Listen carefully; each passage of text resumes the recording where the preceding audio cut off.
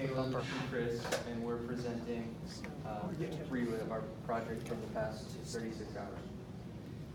Or are we starting? All right. So when I first started dating my wife, Courtney, I had the opportunity and requirement to meet her grandmother, Bee. She was very involved in shaping her life.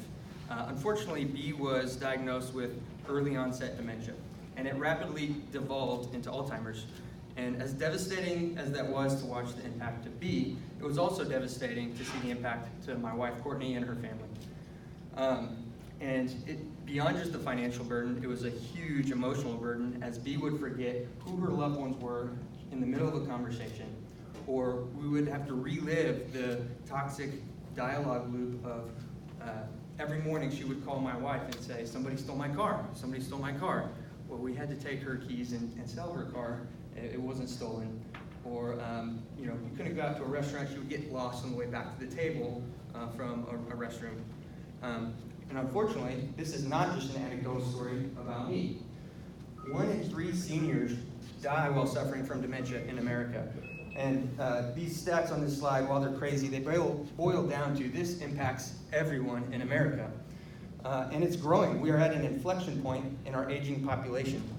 And this is a huge opportunity for healthcare companies like Vitas and Emeritus, where Americans spent over $270 billion just last year combating this disease.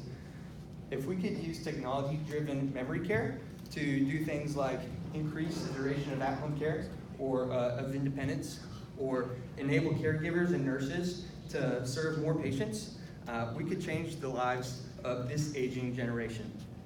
Now, out of the top 10 diseases in America, this is the only one for which we have no cure, cannot prevent, and cannot slow. However, there is some research about something we can do, and that's to help alleviate the symptoms. Things like photos and videos are powerful in that. And that's exactly what we built with Relive. It's basically a DVR for real life in the past 36 hours, where you can rewind the current conversation for things that you just said. The Magic Leap is critical to enabling this because of the interface design that is simple enough for people who forget.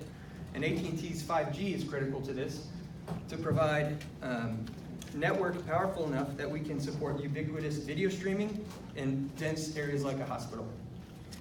So in the future, with more time and resources, we would like the ability to support features like waypoint finding with spatial computing, or use natural language processing to deter toxic dialogue loops, and finally, facial recognition so you don't have to forget people.